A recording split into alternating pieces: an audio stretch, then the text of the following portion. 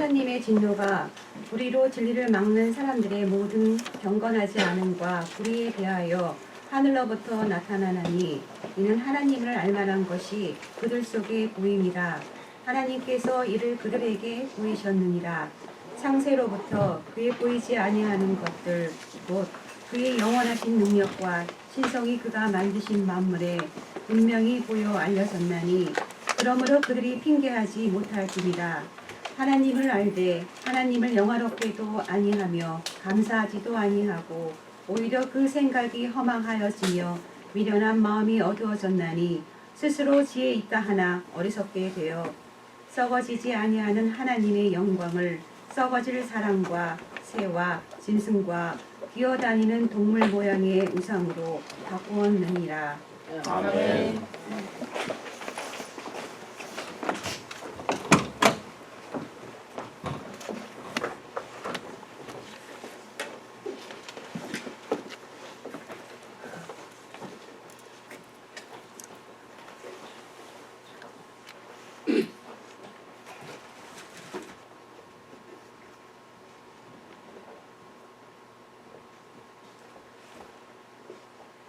미국의 대각성 운동이 여러 번 있었는데 그 중에 제1차 영적 대각성 운동에 불을 붙였던 조나단 에드워즈 목사님이 계십니다. 커네티컷에서 노스햄프턴이란 그곳에서 사역을 하셨는데 그분의 유명한 설교가 있어요. 설교 제목은 진노하시는 하나님의 손 안에 든 죄인들이라는 설교입니다. 그 설교의 본문은 신명기 32장 35절이었어요. 제가 읽겠습니다. 그들이 실족할 그때에 내가 보복하리라. 그들의 환난 날이 가까우니 그들에게 닥칠 그 일이 속히 오리로다. 조나단 에드워즈 목사님은 이 본문을 중심으로 하나님의 진노 아래 있는 죄인들의 처지에 대해서 10가지 내용을 설교했어요. 하나님은 죄인들을 어느 순간에든지 지옥으로 던져 넣으실 능력이 없으신 분이 아닙니다. 죄인들은 마땅히 지옥으로 던져질 것입니다. 죄인들은 이미 지옥행 선고를 받았습니다.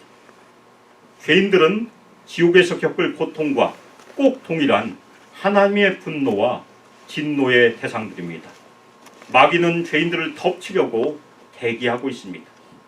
악한 사람들의 영혼 속에는 그들을 좌지우지하는 지옥의 원리들이 있습니다. 한순간도 악한 사람들에겐 안전한 곳이 없습니다. 자연인들이 자기 자신들의 생명을 보존하기 위한 신중함과 돌봄 혹은 그들을 돌보기 위한 다른 사람들의 돌봄조차도 어느 순간도 그들을 안전하게 만들어주지 못합니다. 모든 악인들의 고통과 그리스도를 거절하면서 지옥을 피해보려고 고안한 방법에도 불구하고 여전히 악인으로 남고 한순간도 지옥으로부터 그들을 구해줄 수 없습니다. 하나님은 한순간도 자연인을 지옥으로부터 구출하기 위해서 어떤 약속을 하셔야 할 의무가 없습니다. 그런데 조나단 에드워즈 목사님은 저처럼 이렇게 소리를 높여서 설교하지 않았어요. 엄청난 근시였기 때문에 설교 원고를 눈앞에 대고 간조로운 소리로 모노토닉으로 그냥 읽어갔습니다. 근데 그 원고를 읽어가는 그 설교를 듣고 죄인들에게 임한 하나님의 진노를 사람들이 직접 눈으로 봤어요. 그래서 그 사람들이 지옥에 떨어지지 않으려고 지옥을 눈으로 봤으니까 발밑에 지옥이 열렸으니까 장막을 진 그 기둥들을 붙들기 시작했습니다. 그리고 울부짖었어요. 그리고 회개했어요. 그것이 성령의 역사예요. 하나님께서도 우리에게 성령의 역사를 부어주시길 예수 그리스도의 이름으로 축복합니다. 아멘. 마지막 추수가 올 것이에요. 저희가 이 땅에 있는 가장 중요한 이유 중에 하나는 마지막 추수를 위해서 저희가 열심히 기도하고 준비해야 돼요. 오늘 본문에서 바울도 이 하나님의 진노에 대해서 말하고 있습니다. 또 하나는 인간의 비참함에 대해서도 얘기하고 있어요. 왜 그 얘기를 해야 되겠습니까? 지난주 말씀해 보면 복음에는 하나님의 의가 나타나고 있다는 아주 좋은 소식을 얘기했어요. 그런데 갑자기 톤을 바꿨어요. 하나님의 진노에 대해서 얘기를 시작을 했습니다. 그 이유는 왜 우리에게 하나님의 의가 필요한지, 구원에 이르게 하는 하나님의 의가 왜 우리 모든 사람에 필요한지를 설명해 주기 위해서 하는 얘기. 그리고 우리에게 복음이 왜 필요한지 설명해 주기 위해서 하나님의 진노와 인간의 비참한 상태를 보여주고 있는 것입니다. 하나님의 진노가 없으면, 인간이 비참한 상태에 빠져 있지 않는다면 저에게 복음이 필요 없습니다. 우리 모든 사람은 하나님의 진노 아래 있다는 것이 바울의 선포예요. 그래서 오늘 말씀에서 우리가 복음을 잘 알기 위해서는 거꾸로 하나님의 진노를 잘 알아야 된다는 얘기입니다. 그래서 사도 바울이 복음을 설명하면서 먼저 하나님의 진노를 얘기하고 있어요. 지난주에 말씀드렸던 17절에 보면 바울은 복음에는 하나님의 의가 나타나고 있다 말했어요. 계속해서 나타나고 있다는 얘기입니다.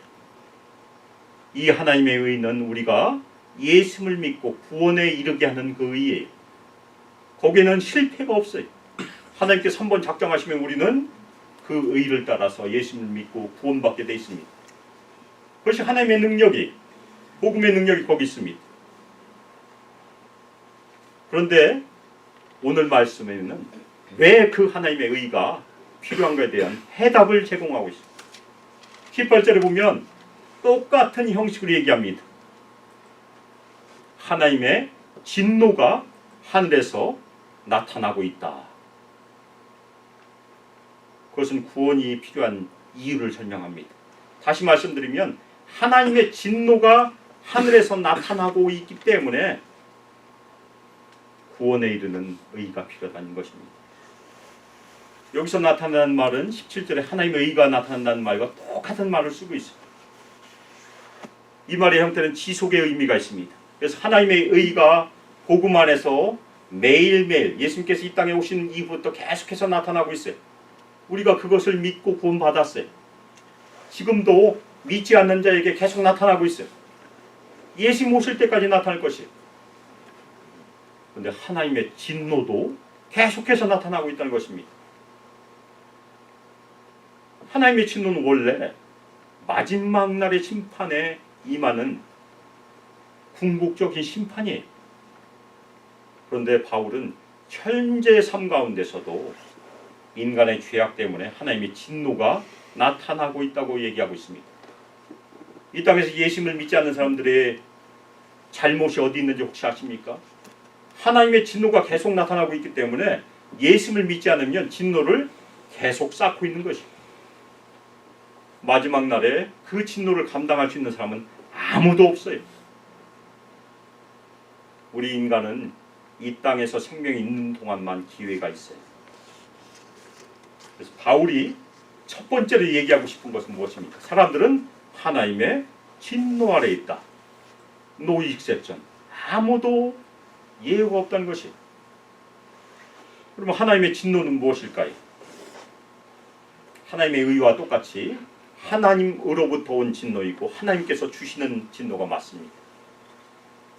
하나님의 진노는 인간의 죄악에 대한 하나님의 정당한 반응이에요. 그래서 저희가 보통 거룩한 분노라고 불러요. 또 하나는 악에 대한 의로운 심판이기도 합니다. 하나님께서 왜 인간에게 진노하실까요? 하나님은 속성상 어둠이 없어요. 빛이십니다. 거룩하세요. 공의로우세요. 그래서 인간이 가지고 있는 부정과 어둠과 악과 절대 함께 하실 수 없어요. 그래서 하나님께서 진노하신 것입니다. 오늘 말씀에 보면 하나님의 진노의 대상이 두 가지가 등장합니다. 첫 번째는 사람들의 모든 경건하지 않음, 불경건이. 두 번째는 불의에 대항하여. 우리 성경은 불의에 대하여라고 되어 있는데 against, 대항하여라고 번역한 것이 더 바람직합니다. 하나님의 진노의 첫 번째 대상은 불경건이, 이것은 하나님께 대한 죄악입니다. 마땅히 하나님의 말씀에 순종하고 하나님을 존중해야 되는데, 하나님을 경외해야 되는데, 그렇지 않으면 그것이 하나님의 진노의 대상이 되는 것입니다. 두 번째, 하나님과 하나님께 경건하지 않음의 결과는 수평적인 불의에서 일어나게 돼 있어요. 하나님과의 바른 관계가 없으면 저희는 세상 사람들과도 바른 관계를 맺기가 어려워요. 그래서 부부 사이에도 문제가 생기고, 부모와 자녀 사이에도 문제가 생기고, 직장에서 문제가 생기고, 나라와 나라 사이에 문제가 생기고, 많은 관계의 문제들이 하나님과의 관계가 단절됨으로 일어난 것입니다. 그것이 하나님의 진노의 대상입니다. 그런데 더 큰 비극은 사도 바울이 이 사람을 설명할 때 불의로 진리를 막고 있다고 설명하고 있습니다. 이 진리는 하나님께서 우리에게 주신 궁극적인 진리예요. 하나님께로 나갈 수 있는 진리인데, 인간의 가장 비극적인 문제는 하나님께 나갈 수 있는 길을 스스로 막고 있다는 것입니다. 여기서 막는다는 말은 인간이 하나님을 모른다는 뜻이 절대 아니에요. 알고 있어요. 하나님의 진리를 이미 소유하고 있을 수도 있어요. 그런데 그 진리대로 행하는, 진리대로 살아가는 것을 스스로 방해하고 제지하고 있다는 얘기입니다. 그래서 구원받지 못해요. 사도 바울은 19절에서 인간이 진리를 모르는 것이 아니라는 것을 설명하고 있습니다. 그래서 19절은 저희 성경을 좀 원본에 가깝게 번역을 해봤습니다. 하나님의 알려진 것이 그들 속에 분명하기 때문이다라고 설명하고 있어요. 하나님의 알려진 것은 하나님에 대해서 알려진 것이에요. 우리가 아는 것이 아니고 하나님께서 알려주셔야 우리는 알게 되어 있습니다. 하나님에 대한 모든 지식은 계시로 이루어져요. 인간 스스로 우리가 탐구하고 돌을 닦고 열심히 연구해서 하나님을 알 수 있는 사람은 없다는 얘기입니다. 세상의 어떤 학자도 스스로 연구해서 구원에 이르는 지식을 얻을 수 없다는 얘기입니다. 그래서 그것이 인간의 한계예요. 그렇지만 하나님께서 우리에게 보여주시면, 나타내 주시면 우리는 하나님을 알게 됩니다. 그래야 예수님을 믿는 것이. 하나님께서는 하나님에 대한 지식의 주도권을 항상 갖고 계십니다. 인간의 과실, 인간의 잘못은 무엇입니까? 사도 바울이 설명한 것은 하나님에 대해 알려진 것이 이미 분명하다는 얘기.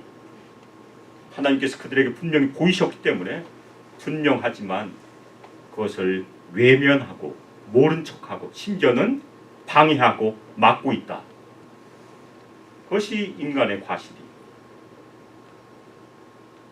따라서 자신들이 하나님의 진노 아래 있지만 자신들을 후원할 수 없다는 것이 인간의 궁극적인 문제입니다. 그러면 기쁜 소식은 무엇이겠습니까? 인간의 비참함 속에 빛이 비치신 것이 기쁜 소식이, 그것이 하나님의 의, 그것이 나타난 것이 기쁜 소식입니다. 그것이 없으면 우리는 구원받을 수 없어요. 두 번째, 사도 바울이 저에게 얘기한 것은 인간의 비참함에 대해서 얘기해요. 사람은 어떤 상태인가? 우리가 매일매일을 아무 문제 없이 잘 살고 있어요.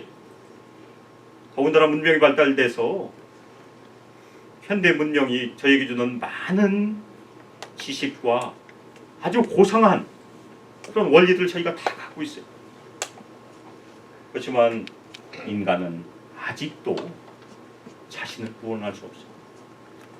인공지능도 있고 저희가 좀 있으면 뭐 날아다니는 자동차가 있을 수도 있는 거 아닙니까? 기술이 아무리 발전하더라도 우리는 영원히 하나님과 분리된 상태라는 것입니다. 사도 바울은 하나님께서 어떻게 자신에 대한 진리를 알려주셨는지를 20절에 설명합니다. 창세로부터 하나님의 보이지 아니하는 것들, 하나님의 영원하신 능력과 신성이 분명히 보여졌다. 하나님께서는 자신에 대한 지식을 이 창조 세계에 보여주셨어요. 만유 인력의 법칙을 발견한 아이작 뉴턴은 하나님의 존재를 엄지손가락으로 이해했다는 얘기를 들었습니다. 엄지손가락을 움직인 것도 엄청난 하나님의 지혜가 필요한 것이 우리가 아무 생각 없이 하는 것 같지만 한번 다쳐보세요. 우리의 힘으로도 엄지손가락을 못 움직일 때도 있습니다. 하나님의 능력과 신성은 이미 만들어진 이 창조 세계를 통해서 계시했기 때문에 사람들이 no excuse, 핑계대지 못한다고 설명하고 있습니다. 하나님에 대한 지식이 우리에게 실제적으로 중요한 이유가 무엇입니까? 그것은 우리가 탐구해서 얻어지는 것이 아니라는 것이, 열심히 생각으로 얻어진 것이 아니고 하나님께서 계시하신 이 창조된 세계를 통해서 우리에게 말씀하고 있어요. 이에 대해서 탐 슈라이너라는 신약학자가 이렇게 설명했습니다. 하나님께서 인간의 마음이란 천에 그분의 존재와 능력을 바느질하셨다. 스티치하셨다는 것이, 술을 놓았다는 것이, 우리 마음속에 하나님을 알만한 것을 술을 놓았어요. 그러면 우리가 밖에 나가서 아름다운 자연을 보는 순간 우리는 그 자연을 만드신 분을 생각할 수 있다는 것입니다. 칼빈은 그것을 하나님을 알만한 시라고 설명하고 있어요. 예수를 믿지 않는 사람들 다 있어요. 이미 하나님을 알만한 것을 주셨기 때문에 그래요. 우리 마음속에. 그래서 아무리 오지에 가도 사람들이 알지 못하는 신을 부르는 이유가 거기 있습니다.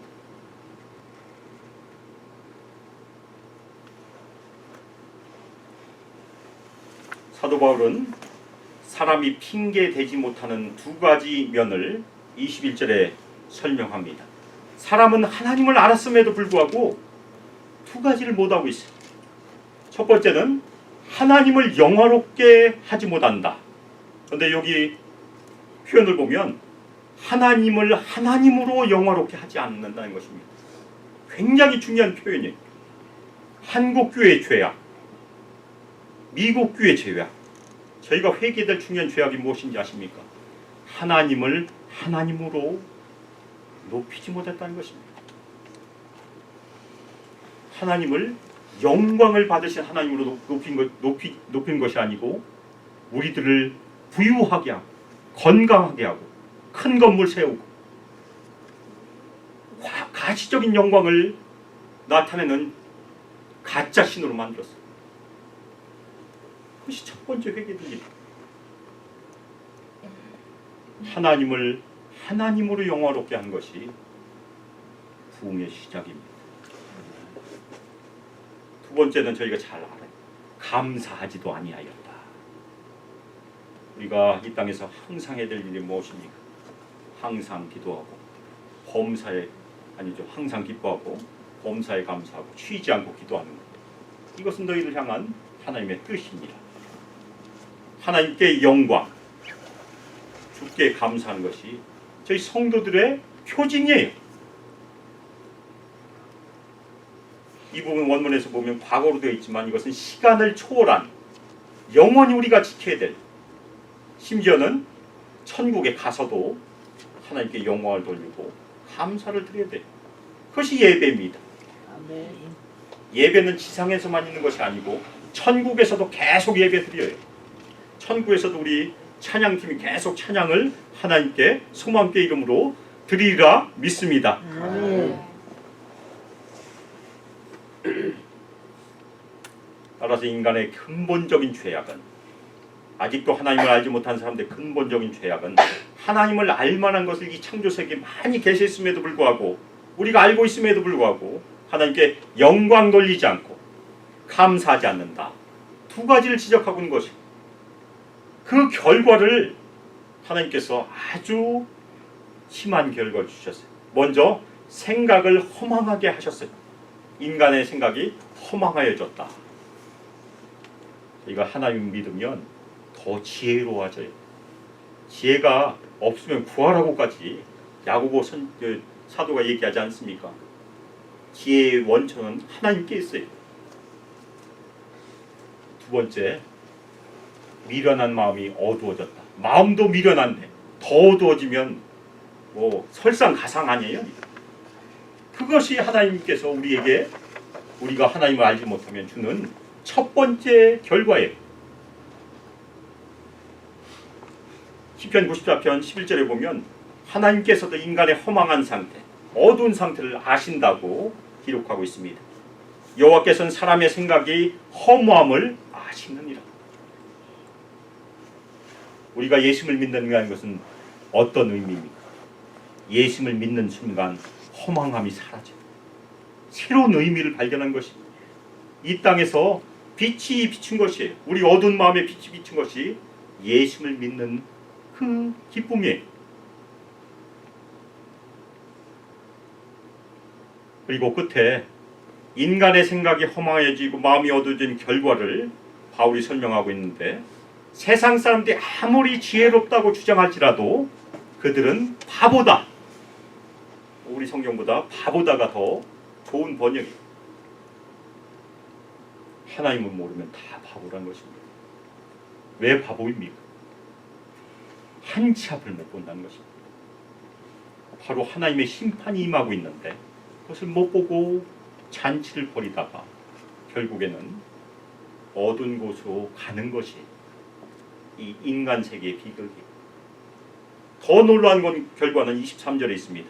그들은 썩어지지 아니하는 하나님의 영광을 썩어질 사람과 새와 네발 짐승과 기어다니는 파충류 모양으로 우상으로 바꾸었어요. 물론 요즘 세상에 이런 우상을 만든 사람들은 거의 없을 것이에요. 사도 바울이 이 복음서를, 서신을 기록하고 있을 때는 로마 사람들도 그런 우상을 섬겼어요. 어리석은 인간, 하나님을 모르는 인간들은 하나님께 영광을 돌리는 대신 어디다 영광을 돌린다는 것입니까? 피조물의 영광을 돌린다는 것입니다. 창조주 하나님을 예배해야 되는데 피조물을 예배하는 것을 바꾼 것이 허망하여지고 어두워진 결과예요. 이 세상 사람들의 신이 무엇입니까? 가장 제일 큰 신은 만몬이에요. 돈. 마태복음 6장 24절 말씀인가요? 그 다음에 권력, 건강, 요즘 더 하나 있습니다. 성적인 문제도 우상처럼 쓰이고 있어요. 그것들이 현대의 우상입니다. 하나님을 알지 못하면 게임에도 빠지고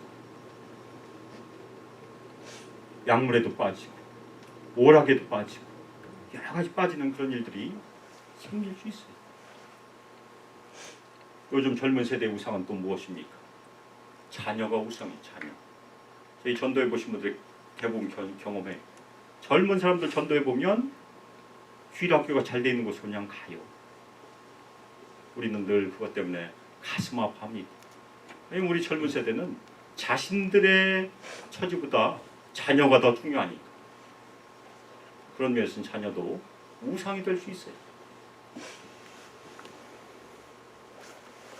우리 그리스도인들도 아차 잘못하면 이 세상 사람들처럼 바꿀 수 있는 위험이 있다는 것을 늘 명심하시기 바랍니다. 우리가 이 땅에서 해야 될 일은 이런 하나님을 하나님으로 높여드린 것이 굉장히 중요합니다. 오늘 말씀을 통해서 저희가 두 가지를 적용해보자 합니다. 첫 번째는 아직도 하나님을 모르는 사람들이 있어요. 예수님을 만나지 못한 사람들, 구원받지 못한 사람들에게는 구원에 이르는 하나님의 은혜가 절실히 필요해요. 하나님의 은혜는 아직도 유효해요. 따라서 조나단 에드워즈가 그의 설교의 결론을 다음과 같이 말하고 있습니다. 하나님의 공의의 칼이 매 순간 그들의 머리 위에 번뜩이고 있습니다. 그 칼을 도로 칼집에 넣게 한 것은 오직 절대 주권적인 은총과 하나님의 순전한 의지에 달려 있습니다. 심판을 거두시고 은혜를 베푸신 것은 하나님의 주권적인 은혜예요. 그러면 우리는 가만히 있어야 됩니까? 아니에요. 우리는 열심히 기도해야 됩니다. 혹시 주변에 믿지 않는 사람들이 있다면 그 사람을 위해서 은혜가 임하도록 열심히 기도해야 되는 이유가 거기 있어요. 왜 그렇습니까? 지금도 하나님의 의가 계속해서 나타나고 있고 로마서 10장 13절 말씀처럼 주님의 이름을 부른 자는 지금도 구원을 받기 때문에 그렇습니다. 아직 예수를 인격적으로 만난 적이 없는 분들에게는 주님의 은혜가 임하길 예수 그리스도의 이름으로 축복합니다. 아멘. 어떤 때는 예수를 믿고 싶지만 안 믿어지는 사람들이 있어요. 제가 진짜 만난 적이 있어요. 그런 사람이 있었습니다. 아직 안 믿어지는 분들 포기하지 마세요. 계속해서 예수를 찾고 찾다 보면 분명히 말씀으로 임할 때가 오게 됩니다. 주님께서 우리 마음에 찾아오실 때까지 주의 성령으로 너는 내 것이라 말씀하실 때까지 포기하지 마세요. 계속해서 은혜를 구하고 예수를 구하시길 예수 그리스도의 이름으로 축복합니다. 아멘. 우리 대부분은 여기에 해당되지 않아요. 이미 구원에 이르는 은혜를 다 받았어요. 아멘입니까? 우리는 하나님을 하나님으로 합당한 영광을 올려드린 것이 우리가 해야 될 일입니다. 하나님께 감사를 올려드려야 돼. 우리 평생에 할 일이 있다면 우리 삶을 통해서, 우리 소망교회를 통해서, 가정을 통해서, 우리 자녀들 통해서 하나님께 합당한 영광을 올려드린 것이 우리가 남길 유산이. 우리가 신앙생활하다 보면 마음의 구원의 감격이 식을 때가 많이 있습니다. 저도 목회자지만 식을 때 있어요. 항상 뜨겁겠습니까? 식으면 하는 일이 무엇이겠습니까? 찬양을 하고 기도하는 일이에요. 제가 옛날에 그것을 자가발전이라고 불렀어요. 힘들 때는 기도하고 찬양하는 일이 우리가 해야 될 일입니다. 하나님께 대한 감사가 식어질 때, 복음에 대한 감격이 식어져 있을 때 그냥 놔두지 마시고 열심히 하나님께 은혜를 구하시길 주님의 이름으로 축복합니다. 아멘. 우리 마음이 뜨거워져야 우리 마음이 하나가 될 수 있어요. 냉랭한 마음들은 뭉쳐지기가 쉽지 않습니다. 그래서 우리 소망교회 성도들 남은 한 달 그리고 2018년 성령의 충만함으로 성령의 기름 부으심이 함께해서 우리 마음이 다 뜨거워지시길 예수 그리스도의 이름으로 축복합니다. 아멘. 그리고 그 힘으로 그 성령의 능력으로 2018년 하나님께 영광과 감사를 올려드리는 모든 성도들이 되시고 저희 소망교회가 되시길 예수 그리스도의 이름으로 축복하며 기도합니다. 아멘. 이 시간 합심해서 기도하실 때 오늘 말씀 하나님의 진노가 있었지만 우리를 하나님께서 구원해 주셨습니다. 택하셨어요. 그것에 감사하시고 하나님께 영광을 올려드리시고 이 땅에서 아직 예수님을 알지 못한 사람들 그들을 열심을 내서 주님께 인도하는 일에 저희를 사용하여 주시고 우리 소망교회 사용하여 주셔서 우리 소망교회가 하나님께 합당한 영광을 올려드리고 감사를 올려드릴 수도 2018년 우리 모두를 사용하여 주시길 합심해서 이 시간 기도하겠습니다. 기도하겠습니다. 이제는 주 예수 그리스도의 은혜와 하나님의 사랑과 성령 하나님의 교제하심이 이 땅에서 하나님의 은혜에 항상 감사하고 하나님을 하나님으로 영광을 올려드리며 예수 그리스도를 알지 못한 사람들에게 복음을 증거하여 하나님의 나라를 확장하며 하나님의 뜻을 이루기에 결단하며 떠나는 저희 소망교회 성도들 및 하나님의 아들과 딸들 위해 함께하기를 주 예수 그리스도의 이름으로 축복하며 기도 올려드립니다. 아멘.